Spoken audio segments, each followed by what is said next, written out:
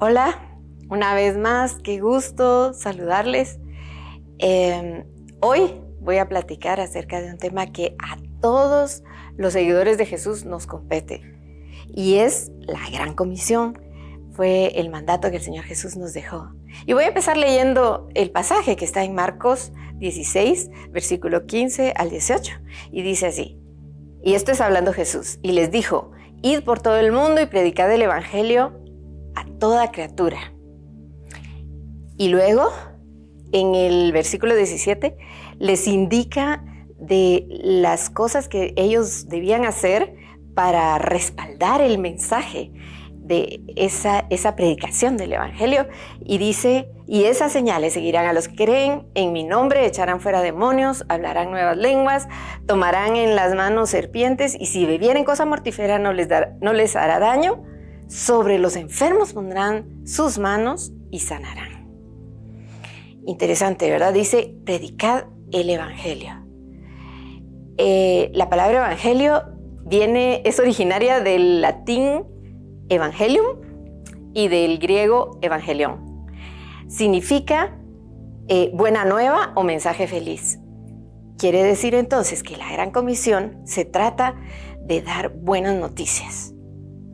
Hace poco escuché a alguien en un programa cristiano en la televisión que decía, no te conviertas en un profeta del diablo con tu boca. Y esta señora decía que tenemos la tendencia a esparcir las malas noticias, a hablar de todo lo malo que está haciendo, de todo lo que el diablo está haciendo. Incluso nosotros los cristianos a veces nos asociamos con esa forma de hablar, ¿verdad? Y yo me di cuenta ahorita con el COVID, ¿verdad? Era alarmante escuchar a las personas contar las muertes y todas las cosas. Y muy pocas personas decían las buenas noticias, muy pocas personas decían lo que Dios estaba haciendo, las sanidades que estaban ocurriendo, ¿verdad? Entonces, tenemos como cristianos que acostumbrarnos a hablar las buenas noticias, a hablar lo que dice la Biblia, a hablar de Dios, a hablar lo que Dios está haciendo. Y quiero ser honesta con ustedes. Hace muchos años, en el pasado, cuando yo escuchaba a alguien dar un mensaje sobre la Gran Comisión, eso me estresaba. Y no solo me estresaba, me aterrorizaba. Y tengo dos razones que yo creo que influenciaron en mí para que yo me sintiera de esa manera. La primera es que cuando yo era adolescente, tendría unos 15 años tal vez, mi mamá nos enviaba a mis hermanos y a mí al grupo de jóvenes de una iglesia que quedaba cerca de la casa. Y entonces íbamos los sábados. Y recuerdo que un día el pastor de la iglesia nos dio a cada uno un fajo de trataditos, ¿verdad? Para evangelizar. Claro, no nos dio ninguna instrucción especial, solo nos dijo que tocáramos a la puerta de la casa y a la persona que saliera le teníamos que entregar el tratado en su mano. Entonces nos llevó y nos fue a dejar ahí cerca de la iglesia y él se fue y nos dejó ahí. Bueno, entonces yo toqué la puerta de la casa y sale un señor y cuando le doy el tratadito, son evangélicos y ¡pum! Cerró la puerta. Yo me asusté tanto que salí corriendo para mi casa y me encerré en mi cuarto. Y después mi mamá me fue a tocar porque el pastor llegó a buscarme porque estaba preocupado de qué me había pasado, pero yo no quise abrirle la puerta, yo no quise salir. Estaba tan traumatizada por esa situación. Otra cosa que yo creo que me afectó es que mi mamá solía decir muy, muy constantemente, es que yo no evangelizo porque no tengo el don de evangelismo. Y yo la oí tantas veces, como que yo me asocié a esa misma forma de pensar y creí que se aplicaba también para mi vida. Bastantes años más tarde, cuando en realidad tuve un encuentro con Jesús y decidí seguir a Jesús y entregarle mi vida, cuando escuchaba estos mensajes acerca de la Gran Comisión, yo me proponía hacer el esfuerzo de evangelizar a la gente. Pero en realidad lo que yo quería en el fondo de mi corazón era convertir a las gentes a la religión evangélica. Eso era lo que yo creía que era la Gran Comisión. Y sin darme cuenta, yo convertí a las personas en un proyecto. o una tarea para cumplir. El problema de que te acerques a la gente con ese tipo de mentalidad es que los ahuyentas, porque la gente se da cuenta de que llevas una segunda intención por ahí escondida, y percibían ellos que mi interés por ellos no era genuino, sino que eran como un pez más para mi red. Lo que sucedía es que yo creía que tenía que buscar la manera de evangelizarlos, porque eso era lo que Dios requería de mí. En 1 Corintios 13 dice, les voy a leer: si yo hablara lenguas humanas y angélicas y no tengo amor, vengo a ser como metal que resuena o címbalo que retiñe. Y si tuviera profecía y entendiera todos los misterios y todo conocimiento, y si tuviera toda la fe de tal manera que trasladara los montes y no tengo amor, nada soy. Y si repartiera todos mis bienes para dar de comer a los pobres, y si entregara mi cuerpo para ser quemado y no tengo amor, de nada me sirve. Pablo está diciendo que si mi motivación no es el amor, de nada sirve lo que yo haga. Entonces, gracias a Dios, hoy por hoy ya no siento esa presión de convertir a la gente, porque dejé de ver a la gente como proyectos. La gente no es un proyecto, las personas no son proyectos. Y descubrí que no se trata de convertirlos a una religión, sino de mostrarles el amor de Dios. Por supuesto, esto solo es posible si tengo las motivaciones correctas en mi corazón, porque puedo hacer muy buenas cosas con las motivaciones incorrectas. Y para eso tengo un testimonio que contarles. Cuando yo recién había decidido seguir a Jesús y estaba dando mis primeros pasitos en el cristianismo, una vez tuve un pleito muy fuerte con mi esposo y me fui a meter al baño y estaba tan enojada que le reclamé a Dios y le dije: ¿cuándo? ¿Hasta cuándo vas a convertir a este hombre? Y fíjense que es la primera vez que yo podría decir que siento que escuché la voz de Dios audible, porque fue tan claro que yo escuché cuando me dice Dios: ¿por qué quieres que se convierta? Y yo me quedé así como que, lógico, porque yo quiero ser feliz, quiero tener una vida feliz. Y entonces Dios me dice: yo creo que esa no es una motivación, esa es una motivación un poco egoísta, porque la motivación para querer que tu esposo sea salvo debería ser que lo amas. Y yo me sentí tan avergonzada en ese momento que me arrepentí y le pedí perdón a Dios y le dije: muy bien, Señor, yo no te voy a volver a pedir que conviertas a mi esposo, pero sí te voy a pedir que transformes mi vida. Y en 1 Corintios 7:14 dice: porque el esposo no creyente ha sido santificado por la unión con su esposa, y la esposa no creyente ha sido santificada por la unión con su esposo creyente. Y si así no fuera, sus hijos serían impuros, mientras que de hecho son santos. Y luego, más abajo, en el versículo 16 dice: ¿cómo sabes tú, mujer, si acaso salvarás a tu esposo? ¿O cómo sabes tú, hombre, si acaso salvarás a tu esposa?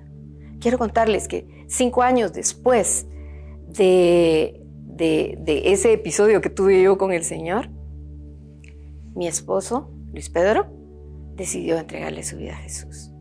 Solamente la persona que vive contigo las 24 horas puede darse cuenta de la transformación que Dios ha hecho en tu vida. Porque las otras personas no te ven todo el tiempo, te ven por ratos, ¿verdad? Entonces, él me había visto, me veía todos los días. ¿Y saben qué es lo más interesante? Que antes, cuando yo no conocía del Señor, yo le repetía a él constantemente: yo no voy a cambiar, la gente no cambia, así que vas a tener que aceptarme como yo soy.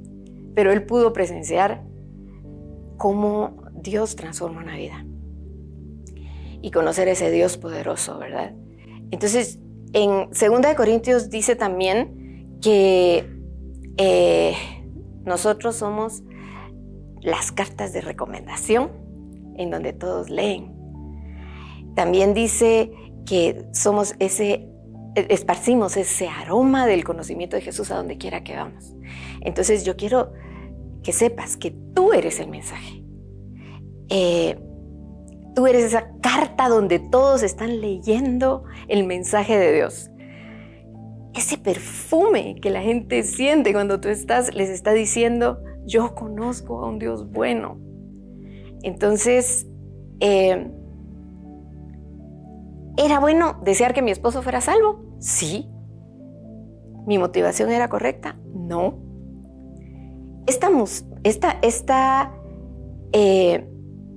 motivación solo puede darse cuando yo cultive una relación personal íntima con Dios. Solamente conociendo el corazón de Dios, yo soy capaz de transmitirle el mensaje de amor de su Creador a las personas. Pero antes de eso, yo te animo a que te pongas a pensar desde hoy, ¿por qué estás aquí en la tierra? ¿Cuál es la razón por la cual naciste? ¿Qué es aquello que te hace levantarte cada día para hacer lo que haces? Cuando descubras cuál es tu propósito aquí en la tierra, entonces vas a descubrir cuál es tu llamado. Y cuando descubras cuál es tu llamado, vas a saber cuál es tu visión para todo el resto de tu vida. Y cuando hayas desarrollado una relación personal con Dios, cultivado la motivación correcta en tu corazón y descubierto el propósito por el cual tú estás aquí en la tierra, entonces vas a poder llevar el mensaje de las buenas nuevas de salvación a los que están alrededor. Yo diría que lo primero en lo que debes enfocarte es en tu familia. ¿Sabes? San Francisco de Asís decía, predica el evangelio siempre. Y si es necesario, usa palabras. Yo creo que tu forma de comportarte, tu vida, es el evangelio. Como te decía, tú eres el mensaje. Después de que ya te enfocaste en tu familia, puedes enfocarte en las demás personas que te rodean. Por ejemplo, tus compañeros de estudios, tus compañeros de trabajo, toda la gente que está alrededor tuyo. ¿Cuáles son las claves que yo he aprendido a lo largo de mi experiencia de compartir el evangelio? Bueno, lo que he aprendido es que lo más importante son las personas. Lo segundo es que debo establecer una conexión con las personas y esa conexión solo se va a dar como fruto del amor de Dios en mi corazón. Y después también he aprendido que para establecer esa conexión yo debo ser intencional en construir confianza entre las personas y yo, que ellos vean que yo soy una persona genuina, que soy auténtica, que puedo mostrarme vulnerable con ellos y puedo dejar que ellos me conozcan tal y como soy. Cuando tú te muestras genuino con las personas, se van a dar cuenta de que tú estás genuinamente interesado en sus vidas. ¿Sabes? Solamente cuando estoy genuinamente interesada en alguien, puedo desear genuinamente que esa persona conozca a Dios para que sea salva.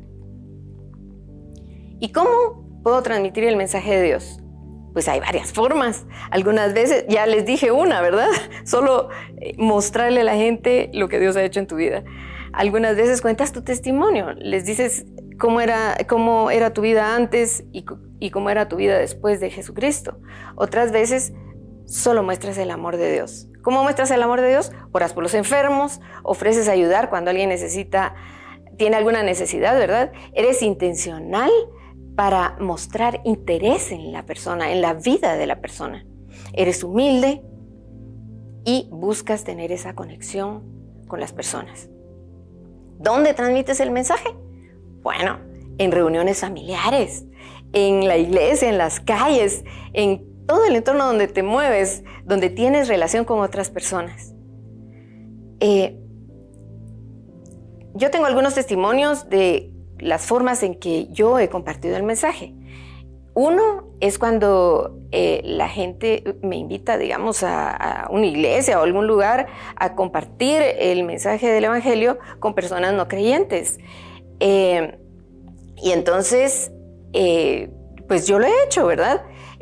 Hace poco me invitaron a una iglesia en Santa Catarina donde había 300 mujeres y ahí fui yo a compartir el mensaje. Y saben, lo único que hice fue decirles lo valiosas que son, cómo Dios las ama y cómo Dios las ve. Y saben, para mi sorpresa, pues con un mensaje tan sencillo, la gente se convirtió, ¿verdad? Entonces, hay otra forma en que yo he experimentado cómo transmitir el mensaje y es un ministerio que tenemos Luis Pedro, 10 mujeres y yo en Belén, un instituto para señoritas. Se llama Escuela para Padres y vamos una vez al mes. Desde hace 12 años estamos llegando ahí constantemente, fielmente, a darles charlas a los padres, les damos una refaccioncita, les mostramos el amor de Dios. Últimamente se ha unido a nosotros el Ministerio de Family Life con Carlos Herrera y Silvia de Herrera. Están colaborando con nosotros también ahí. Y miren, ha sido un trabajo de 12 años de ser humildes, de acercar a la gente al amor de Dios, al corazón de Dios. Y hemos construido confianza con la directora y la orientadora del instituto, ¿verdad? Y ese construir confianza ha sido ser fieles, constantes, ser humildes, mostrar el amor de Dios. Y ellas se han dado cuenta que no tenemos intenciones escondidas ahí raras de que estamos buscando algo a cambio de lo que hacemos, sino que se han dado cuenta que es genuino, que es un amor genuino. Y nos tienen en muy alta estima. Lo que quiero que entiendas es que no tiene que ser algo difícil, ¿verdad? Otra forma en que he experimentado compartir el Evangelio es contando mi testimonio. A veces estoy platicando con alguien y el Señor me pide que le cuente mi vida, ¿verdad? Y le cuento mi vida, ¿verdad? Y eso pues toca las vidas de las personas. Otras veces orando por los enfermos, dando profecías en diferentes ambientes como las calles, como les decía, en nuestras reuniones familiares, cuando vamos en familia, si vemos que alguien es enfermo, si alguien se lastimó, nosotros como familia nos acercamos y le decimos, podemos orar por ti, y hemos visto milagros suceder. Es importante que entiendas que esto de llevar el Evangelio no tiene que ser una carga, algo que te sofoca, que te hace ponerte nervioso. Lo que tienes que tener la confianza es que si tú logras desarrollar una relación personal e íntima con Dios, Él te va a mostrar cómo, en qué momento y en dónde llevar su mensaje, ¿verdad? Y cómo hacerlo. Entonces, no te estreses.